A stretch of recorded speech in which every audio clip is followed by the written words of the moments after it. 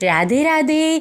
मैं आज आप लोगों को कार्तिक मास में सुनी जाने वाली आंवला नवमी की कहानी सुनाने वाली हूँ। एक गांव में एक सेठ सेठानी रहते थे। वह बहुत ही पैसों से धन धान से परिपूर्ण थे। उनके घर में कोई कमी नहीं थी। उनके 7 बेटे और 7 बहुएं थी। सेठ सेठानी का नियम था कि वह रोज एक सोने का आंवला दान करने के बाद ही भोजन करते थे। ऐसे करते करते उनको काफ़ी समय हो गया। एक दिन सारी बहुएं मिलकर अपने सास ससुर से बोली कि आप लोग अगर इसी तरीके से सोने का आंवला दान करते रहे तो वह दिन जरूर दूर नहीं जब अपन गरीब हो जाएंगे। ये उनकी यह बात सुनकर उन लोगों को बहुत दुख हुआ। सेठ जी ने अपनी पत्नी से कहा कि अब हम यहाँ नहीं रहेंगे। ऐसा कहकर वह जंगल की तरफ चल दिए। चलते चलते चलते उनको रात हो गई और वह एक पेड़ के नीचे सो गए। क्योंकि उन्होंने आंवला दान नहीं किया था इसलिए उन्होंने कुछ भोजन भी नहीं किया। जब तक वो आंवला दान नहीं करते थे तब तक वो भोजन नहीं करते थे।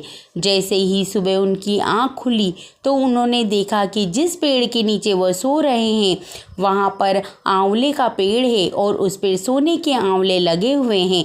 यह देखकर वह भगवान का लाख लाख धन्यवाद देते हैं और फिर उनमें से एक आंवला तोड़कर आंवला दान करते हैं और भोजन करते हैं। और वह देखते हैं उनकी पास ही में एक महल बना हुआ है।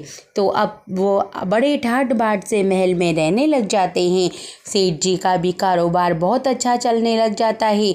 वो दिन दोगुनी रात चौगुनी तरक्की करते हैं।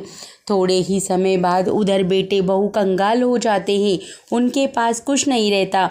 वह हर बात में आपस में लड़ते झगड़ते रहते हैं। थोड़े समय बाद वह काम की तलाश में जंगल में जाते हैं।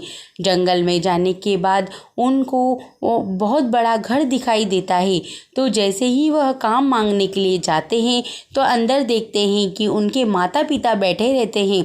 तब वह सब जाके पैर पड़ जाते हैं और कहते हैं कि हे माता पिता, आप जब से घर में से गए हैं दरिद्रता वहाँ पर आ गई है। हमें खाने पीने के भी लाले पड़ गए हैं और हम सब कंगाल हो गए हैं।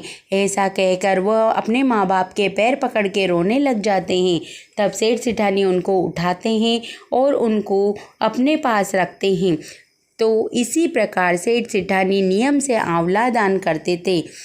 हे मेरे विष्णु भगवान, हे मेरी कार्तिक की तुलसी माँ, जिस प्रकार आपने सेठ सेठानी पर दया करी, कृपा करी, उसी प्रकार आंवला नवमी की व्रत करने वाले और कहानी सुनने वाले सबके ऊपर कृपा करना, अपनी कृपा दृष्टि बनाए रखना। आंवला नवमी की ये कहानी अगर आप लोगों को पसंद आई हो तो इस चैनल को लाइक, शेयर और सब्सक्राइब जरूर कर दें। धन्यवाद।